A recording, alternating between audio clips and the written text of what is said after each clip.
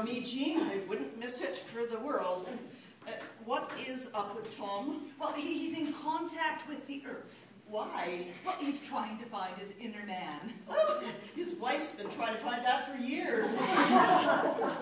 I see Marigold is distressing again, or is it de-stressing? Well, I think she wants to make an impression on the new director.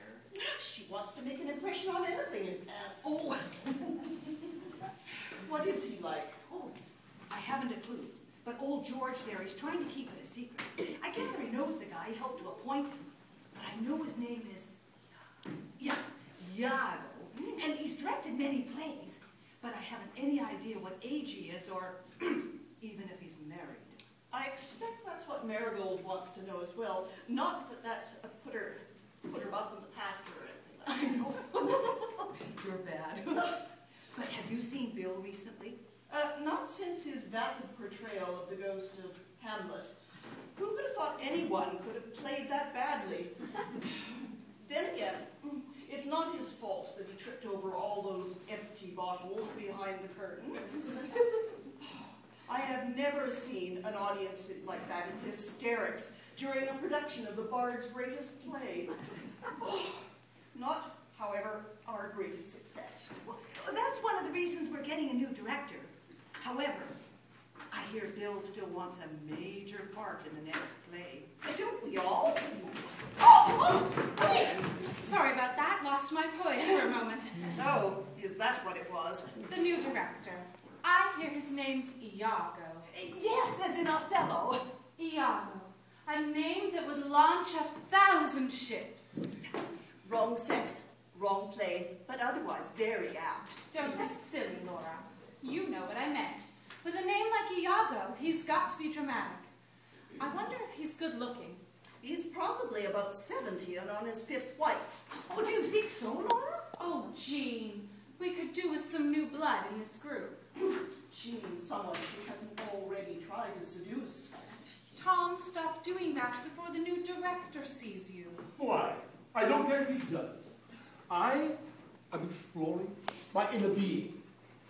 You can't play other characters until you have a true knowledge of yourself. Well, stop flexing your arms like that. I find it unsettling. He's late. You would have thought he could be on time for his first rehearsal. This isn't a rehearsal, Tom. We do not have a play to rehearse. It's a chance for Iago to get to know us and decide on a play that suits us. Well, I hope we get to move on before I lose my equilibrium. Tom? Well, I hope it's a comedy. I never understand those serious plays. But you played Ophelia in Hamlet. That isn't what I would call a comedy. Well, I know, and I still didn't understand it. I mean, when I died near the end of the play, why did they cover me in flowers? I expect it was a special delivery. Is he here yet? I was held up in traffic jam and I just wanted him to know. He's not here yet. What relief. It gives a bad impression arriving late. And I want a large party. Don't we all? If he doesn't arrive soon, I shall have to go. And it's so important to make a good first impression. And after Hamlet, I deserve a decent part. Well, you were very good as the ghost. Was I? Well, thank you, Jean. It's very kind. No, yes. You certainly made a good impression, especially your exit. That was not my fault. How was I supposed to know those balls had been left there? I shall just have to go in a minute, sir. I shall just have to go. All right, I shall ask the question. Why do you have to go? Because I have prepared my autistic self to meet this. Fellow? Isn't that rather rude? I mean, to call Iago a fellow. Well, would you have him call him a wench? As I was saying, I have prepared myself, and I refuse to waste my time preparing for someone who can't even get to his first meeting on time! You're getting yourself in state, Tom. Well, he can't be up to much. Then I intend to tell him so, if I'm still here when he eventually arrives. People! Oh, it's wonderful. I'm sorry I'm late. Someone collapsed on the street, and I had to save their life. Oh, that's not much of an excuse, is it, Tom? Hello, I'm Tom Willows. I'm so pleased to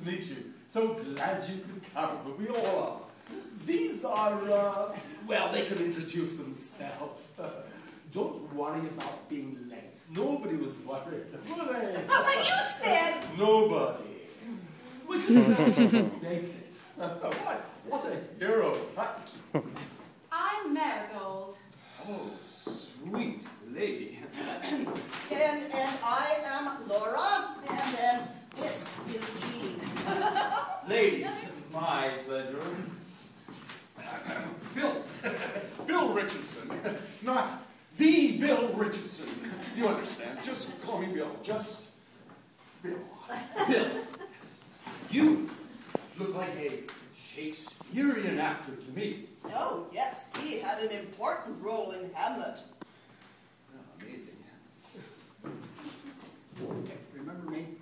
George, of course. You like to be known as Old George. Only in the realm of drama. Oh, of course. Well, we men of drama have our foibles, don't we? Well, look, I'm the oldest member of the club. That's the only reason they call me Old George. Of course. My acting foible is that I like to have my head massaged by a beautiful young lady before I go on stage. Does it make any difference if she is ugly? No one in the acting world is ever ugly. Each woman has an inner beauty which manifests itself as she performs on stage. Such a nice man. Does the same apply to men? Don't be silly. Men are different. Men have their role to play too, and most often it is to beautify the roles of the women around them. Oh, that's so lovely. I'm very good at massage. Do you need a massage before you direct? Oh, what a great idea. Marigold. I can't stay long. I wondered if you had a play in mind. I would like to have a lead role if you have one in mind. Me too. A comedy would do. Tragedy is too near to home. In what way, dear lady? She means that our last play was Hamlet, and for this play, we need something lighter. Actually, I did have a comedy in mind.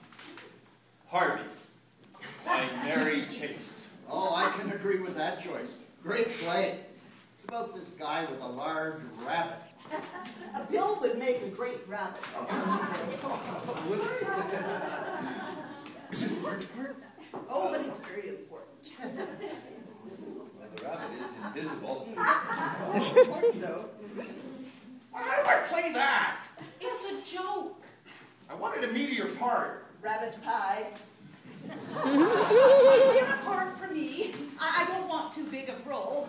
Ah, yes, there's a delightful little role as a psychiatrist's wife. Oh, that sounds lovely. What does that mean? It means that you can say stupid things and people will think that you're clever. And me. Ah, yes, dear lady. For you, a wonderful character heart. You would make a fine Mrs. Chauvenet. And she's a rude, old, bewildering hag. And she's only in the first scene. Well, thank you very much, George. I can see why you chose Iago. What about my part? You play opposite Gold. You are a young doctor, and she is a sexy secretary. Typecasting again. Clever man. I'm always playing opposite Marigold. Do I frighten you? Not all the time. I suppose you cast me as the judge. Correct. You would be ideal. Who are the lead roles, then? Yes, who would you cast as the male lead? Ah, well, that would be Elwood P. Dowd. Who could play that? He could. Bill! He's the most... Yes. Most excellent choice. And the female lead, I believe her name is Mrs. Simmons. Oh, didn't I mention it? That would be played by my wife. Oh.